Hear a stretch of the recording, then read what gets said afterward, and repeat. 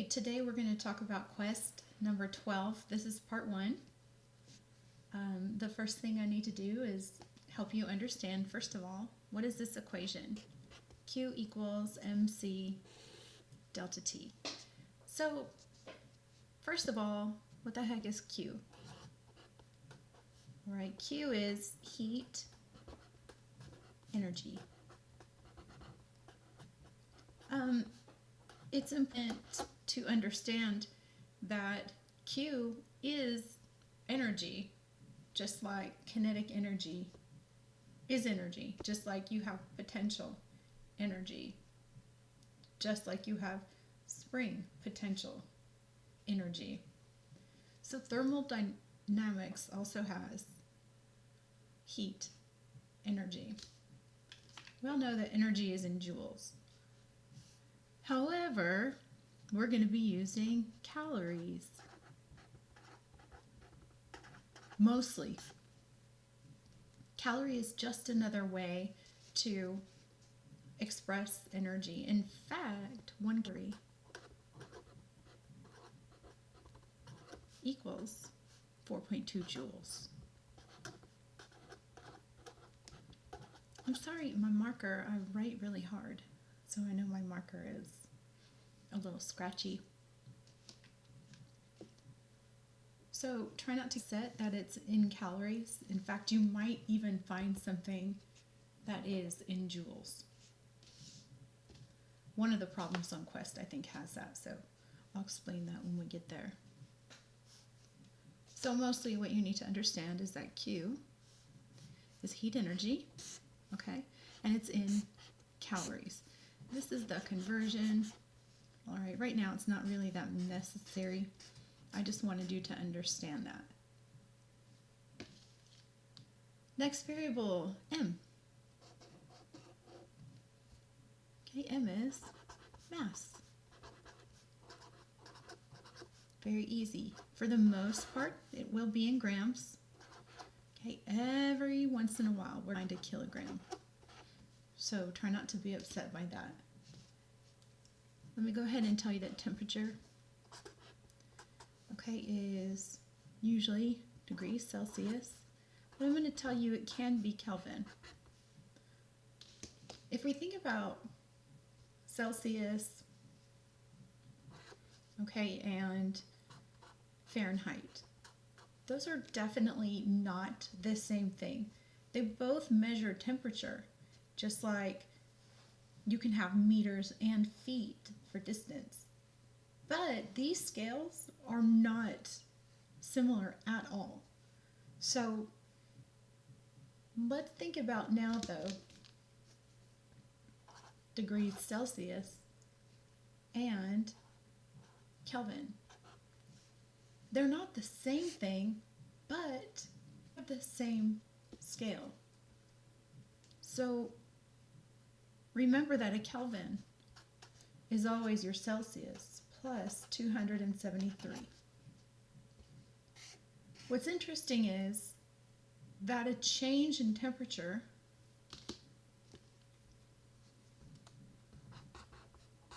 for a degree Celsius is equal to a change in temperature in Kelvin, because the scales are the same. So whether your temperature is in Celsius or Kelvin, you do not have to convert anything at all. So please understand that. Finally, we get to this little letter called C. It is not the speed of light.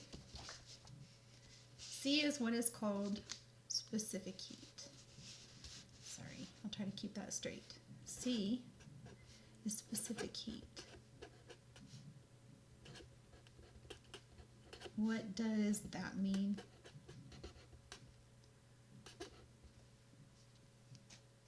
So, specific heat is the amount of heat required, okay, to raise 1 gram of something 1 degree Celsius. So the unit for specific heat is a calorie for every gram and degree Celsius. I'm going to put this in gray because remember that we could potentially see that in joule kilogram Celsius. If we see that, try not to get upset. Primarily, we won't be looking at that. So, specific heat is a constant. It's going to be different for different materials. Kind of like mu, the frictional coefficient, is different for different materials, but it's constant for that type of specific material. And we're going to go through the questions and see exactly what it means.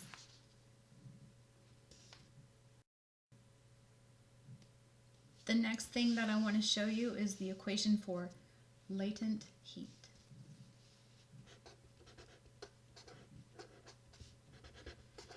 So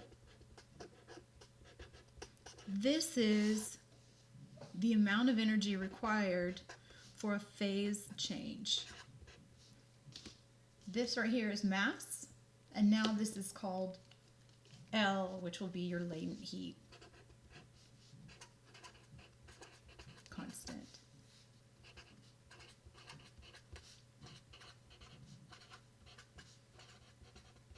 So you can say, hey, how much energy do I need to change water from 0 degrees Celsius, okay, or let's say something that's already melted, let's say 5 degrees Celsius to, I don't know, 10 degrees Celsius. We can calculate that energy, Q, if we know how much mass we have, because C is constant for that. Here's the problem. The second that you turn that liquid to solid,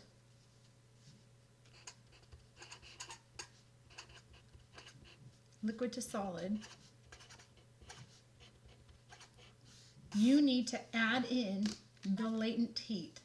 So you have to use the L, which, I mean, when you manipulate it, it's the Q over M. Okay, or you need to find the heat related to the latent activity. So turning this from a liquid to solid adds another dimension of energy, and you'll have to add that if you continue through phase change. So what else do we have? Well, you also have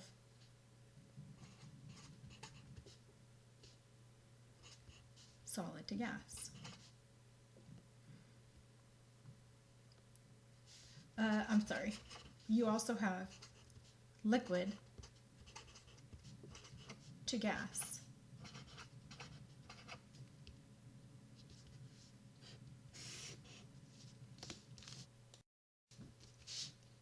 So let me correct myself if I didn't say that right.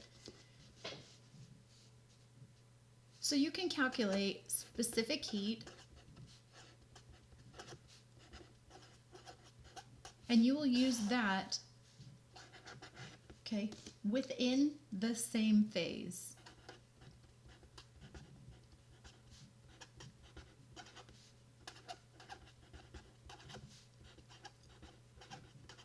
Okay, so some temperature from liquid to liquid.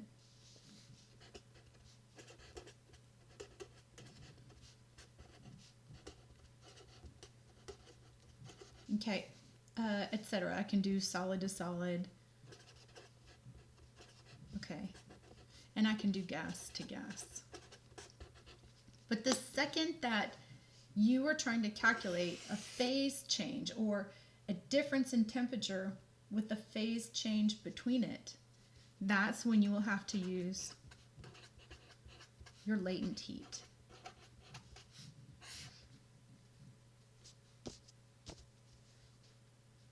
Where that is.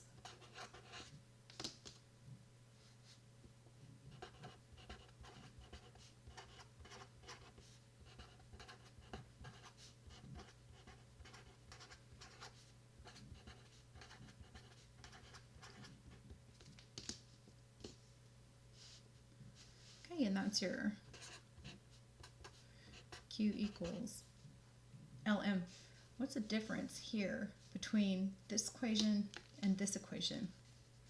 Okay, they both have Q, they both have mass. What's the difference? This has C delta T because this is for a range of change in temperature. Here we have L, and L is different for different phase changes. So we don't need the change in temperature because this already represents a phase change, whether it's from solid to liquid or liquid to gas. Some phase change in between there, and you will have a different L. Okay, so let's say that L1 for a substance is from solid to liquid. But even for that same material, you will have a different L from liquid to gas. Sorry, I almost messed that up again. So I want you to understand that. Now, we're going to start a problem on the next video.